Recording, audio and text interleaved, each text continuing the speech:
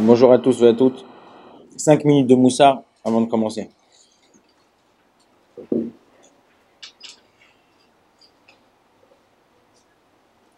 Il y a quelqu'un qui m'a demandé, étant donné qu'il y a plein de gens qui sont malades là aujourd'hui, on m'a dit il y a beaucoup de malades.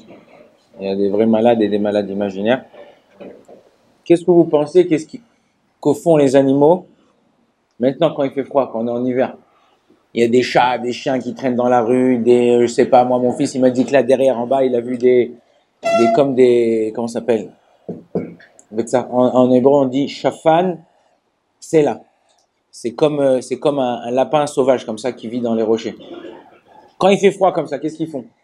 Vous avez déjà vu, vous avez regardé le soir quand vous descendez, vous entendez des chats, les bruits des chats, on dirait des bébés. Qu'est-ce qu'ils font quand c'est en hiver? Ils se mettent l'un contre l'autre. Ils se mettent l'un contre l'autre. Ils se mettent un à côté de l'autre. Ou quand vous voyez par exemple un chat qui a eu des petits chatons, ils se mettent tous un à côté de l'autre et les mettent tous entre eux. Pourquoi? Pour que l'un il donne la chaleur à l'autre. L'un il permet à l'autre de se réchauffer. Et un animal qui a deux possibilités, c'est lequel? C'est l'hérisson. Qu'est-ce qu'il fait l'hérisson? Comment il se met l'un à côté de l'autre? Alors où il peut rester tout seul, mais au bout d'un moment il va mourir de froid, ou ils se mettent entre un contre l'autre, mais entre les pics. Ça fait un peu mal, mais au moins on garde une certaine chaleur. C'est la même chose avec nous en vérité, que lorsque des fois c'est difficile, on peut pas s'entendre, surtout dans une communauté où vous êtes vous. Vous êtes des garçons qui viennent d'un peu près de tout le monde. Bah, pareil dans une société, pareil dans une maison entre un homme et une femme, pareil avec des enfants, dans une maison. On vient pas tous de la même endroit, où on n'a pas eu tous la même éducation, on a eu la même éducation, mais on n'a pas les mêmes copains, on s'entend pas. Mais non, quand on est ensemble, comme on dit le dicton, il dit l'union fait la force. Des fois, il faut pas forcément avoir un amour fou entre l'un et l'autre pour s'unir.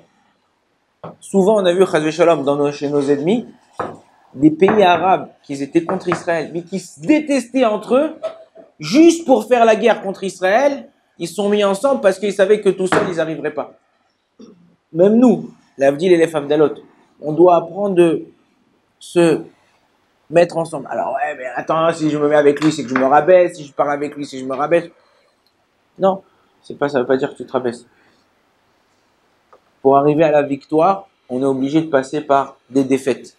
Quelqu'un qui arrive à sentir qu'il a gagné quelque chose, c'est parce qu'il a galéré pour arriver où il voulait aller. Souvent, quand vous voyez les mecs qui font une course à 100 mètres, ou ils font un match de ping-pong, n'importe quoi, un match de foot et tout ça, comment vous les voyez à la fin? Ouais, pourquoi ils font comme ça avec leurs doigts?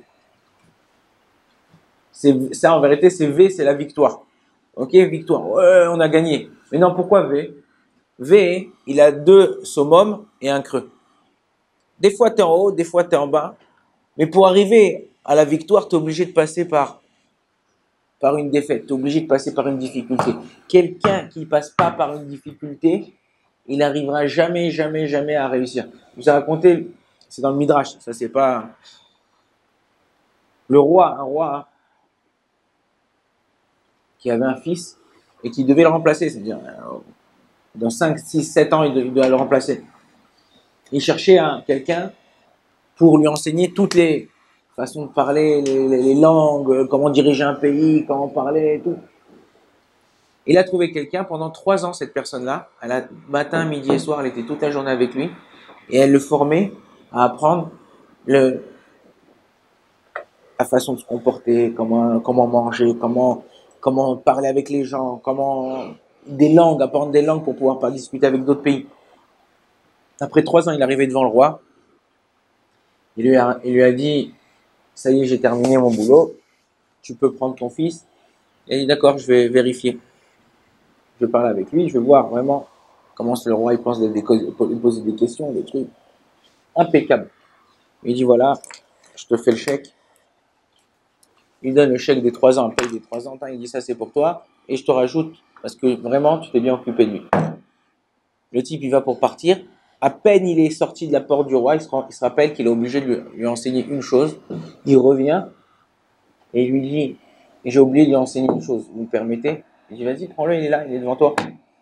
Il dit, bon, viens avec moi, on va dans la pièce là-bas. Il fait rentrer dans une pièce, ferme la porte à clé. Avant de rentrer, il leur dit, il y a personne, ne nous dérangez pas. C'est 5 minutes intenses d'apprentissage et j'ai terminé mon boulot. Il fait rentrer, il sort la ceinture. Bah, bah, il défonce de coups. Il coupe partout. Ah, il crie. Ah, les gens, ils disent, bon, il crie.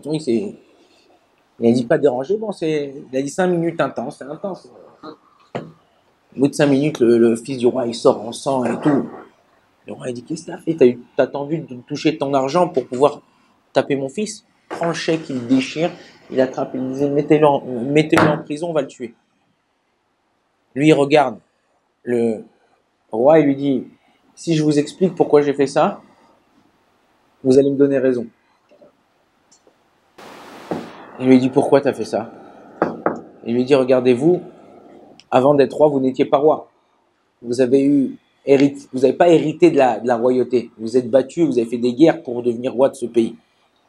Votre fils, il a grandi avec une cuillère en or dans la bouche, c'est-à-dire tout sur un plateau d'argent. Donc lui, quand demain il va juger quelqu'un, il ne sait pas quand il dit 10 coups de bâton, 100 coups de bâton, machin, ça. Il ne sait pas quelle souffrance quelqu'un il a de recevoir des coups. Il a jamais, même de toi, le roi, il a jamais reçu de coups. Comment tu veux qu'il ressente quand il punira quelqu'un? C'est quoi il va dire? Des fois, les gens, ils vont dire, ouais, voilà, toi, je te donne ça, je te donne ça. Un policier, il donne des amendes toute la journée. T'as 1000 shekels, 2000 shekels, 100, lui, un flic, il a jamais reçu d'amende. Donc, il sait pas ce que ça fait. Il y a des gens, des fois, ils ont presque rien à manger, ou qui sont, limite rue, ou ils ont des problèmes à la maison, n'importe quoi. Des fois, il faut savoir, Akadosh Baruch Hu, il est pas comme ça. Mitrachev, Bekol, Echad, Echad. Akadosh Baruch Hu, il pense à chacun. Comment je dois le punir ou le gâter selon lui, sa femme, ses enfants, à quel moment exact. La même chose. Quand toi, tu ressens pas c'est quoi le mal qu'il y a à l'autre, tu peux pas participer à sa peine, tu peux pas participer à sa joie, tu peux pas participer à ce qu'il fait.